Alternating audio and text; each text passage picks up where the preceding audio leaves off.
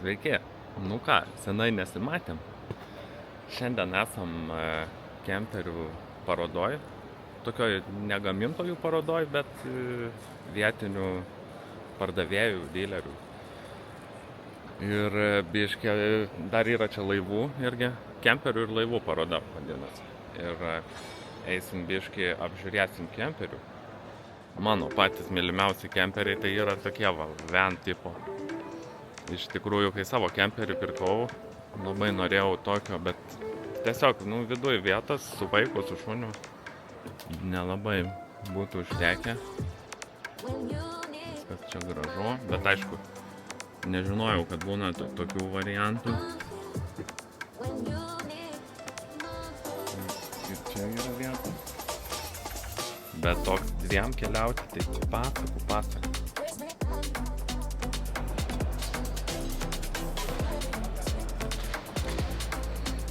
Hey.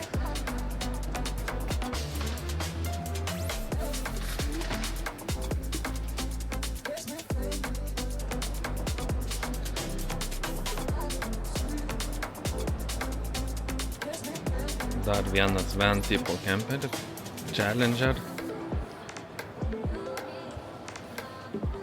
Odinis salonukas. Kažin, kiek kainuotų man apsisiūti savo tipo. Virtuvė, aišku, maža. Viskas čia labai ankšta, aišku. Yra tulikas, bet nerodysiu, nes labai ankštai tenai. Ir išeini, taip mėgi savo. Atsidarai duris. Opa, vaizdukas į ežerą. O ko ne? O kas čia dabar? MG, bet atrodo tai visai taip gerai, sakyčiau.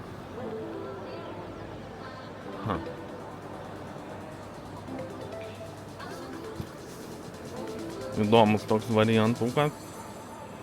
Tas kitas tai toks lukštelis. Bet šitos tai visai taip nieko.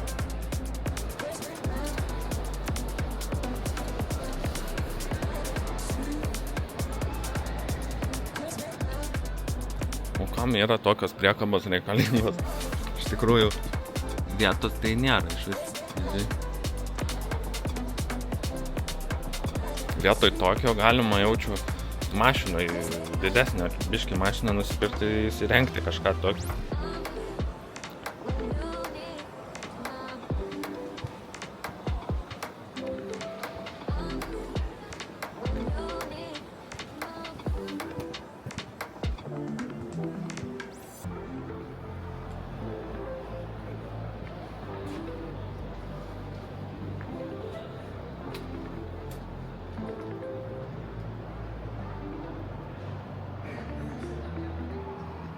Pakomentuokit, kaip jums šitos priekabos tokios.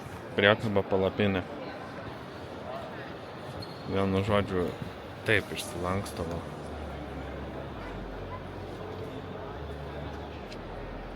Reikia eiti, gal pažiūrėti vidų.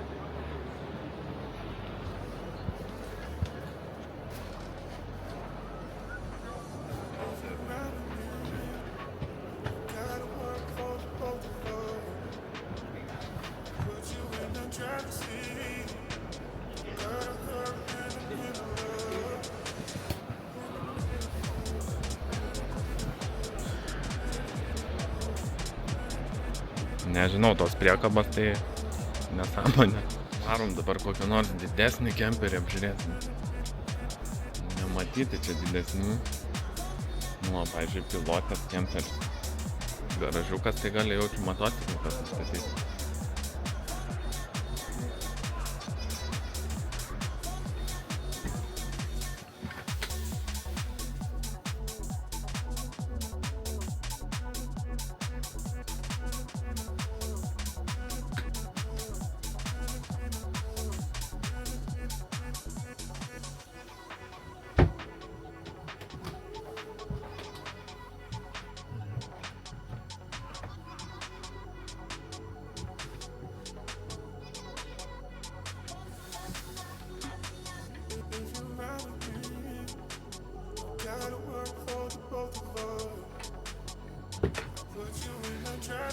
Nežinau, kaip čia matysis viską, nes aš toks filmuotojas esu.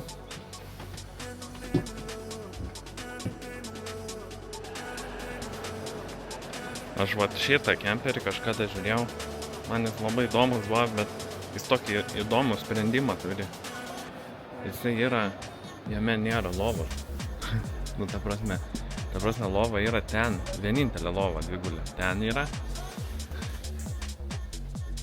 O čia kai įeini, ta prasme, jisai yra mažas, bet visa erdvė yra taip išnaudota. Va čia yra šaldytuvas, tualetas ir viskas. Ir iš tikrųjų čia va ta lova yra, kur nusileidžia. Tas sprendimas toks įdomus yra iš tikrųjų, bet visai gal nieko.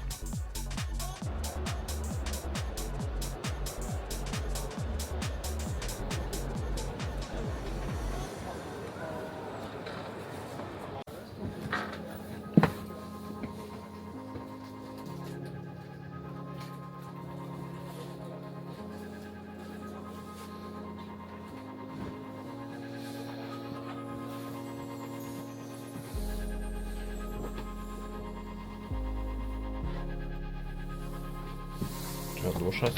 Man kas iš tikrųjų žiauriai patinka ant kemperių, kad tos va tūliko durys užsidaro ir turi tokį kambarį. Nu, čia gali vaiką paguldyti, užsidaryti duris, keli pažiūrėti tenai. Bet nežinau, niekada nepatiko tie pilnai integruoti kemperiai. Ja, aišku, prikolas. Jau skaityk sėdi čia, tai jau esi kaip kambarį. Ne kaip pusiau integruota, bet man kažkaip nelabai.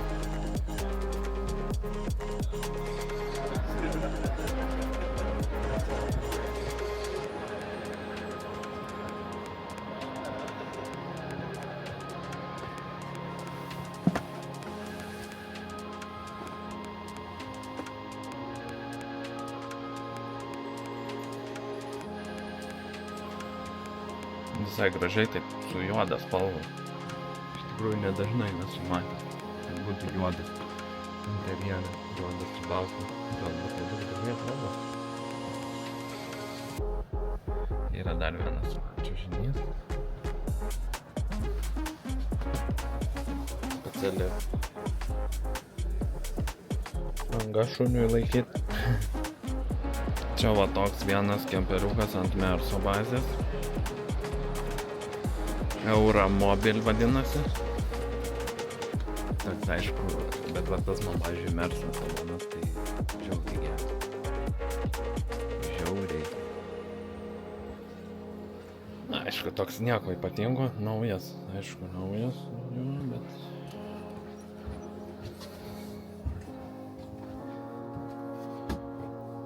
Šiaip tai...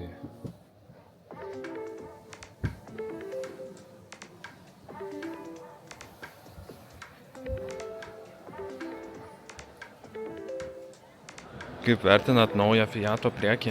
Visai įdomiai atrodo. Čia biškai aišku, jisai yra sukemperintas. Kas čia per kemperis iš vis? Nežinau, nesu girdėjęs apie tai. Einam pažiūrėti vidų. Irgi toks su juodu. Visai gražiai atrodo. Yra čiužinukas dar vienas ten.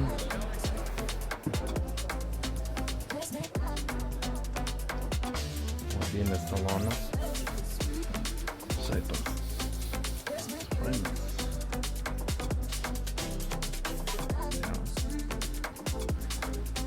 Čia aišku.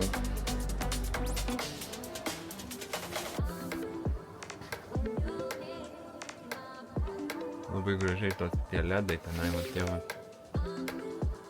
Atrodo, galima būtų gal pasidaryti kažką tokio savam kemperiu.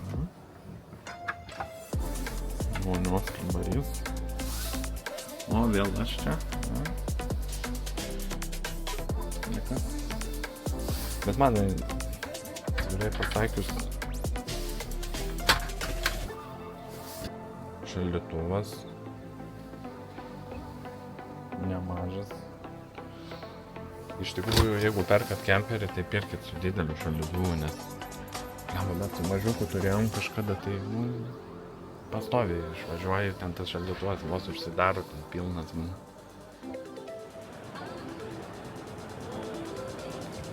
Patinka man, kai ant prikabinamo namelio pradėjo ratukus tokius dėt gražus.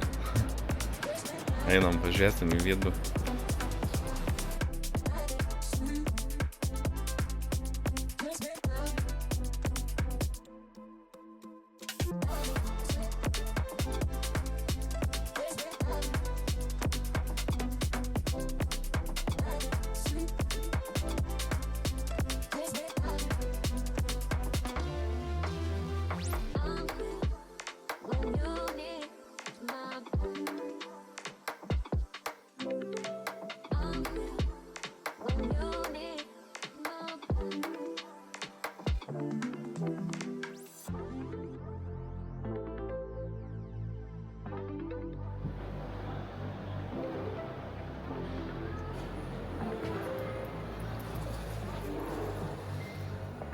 Čia tiek vietos, kad čia galėtum, nežinau, 2 motociklus pastatyti laisvai.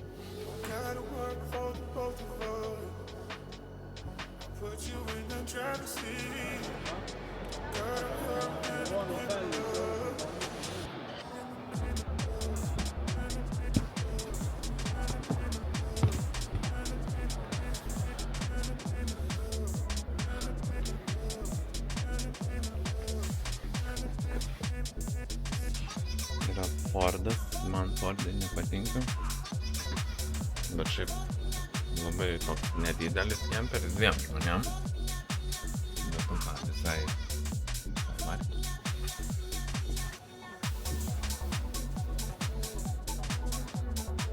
Yra virtuvės su šaldytuvu, labai mažas šaldytuvas iš tikrųjų.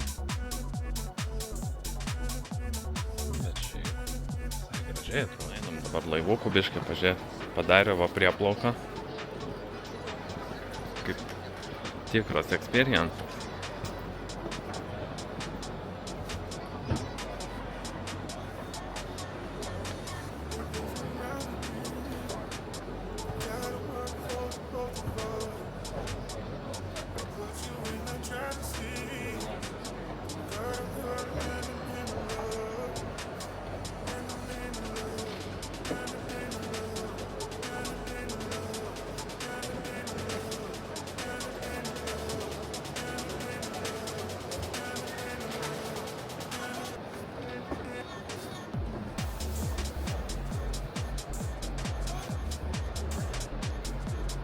Gal irgi visai įdomiai būtų su laivuku keliauti.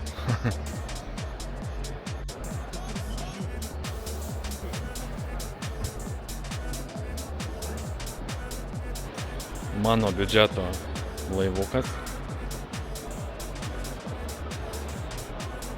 su irklais, su viskom, medinės grindys.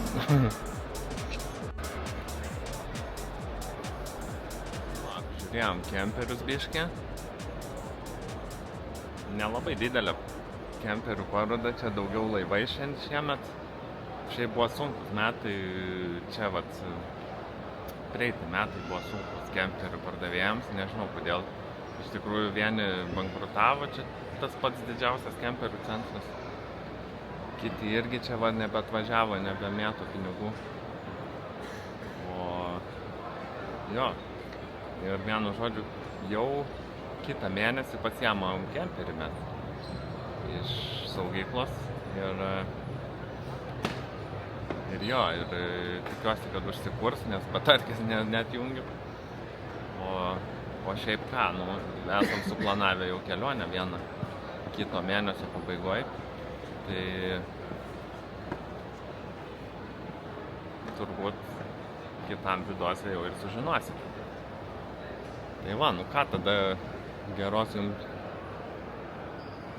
ne žiemos, o gero jums pavasario. Iki.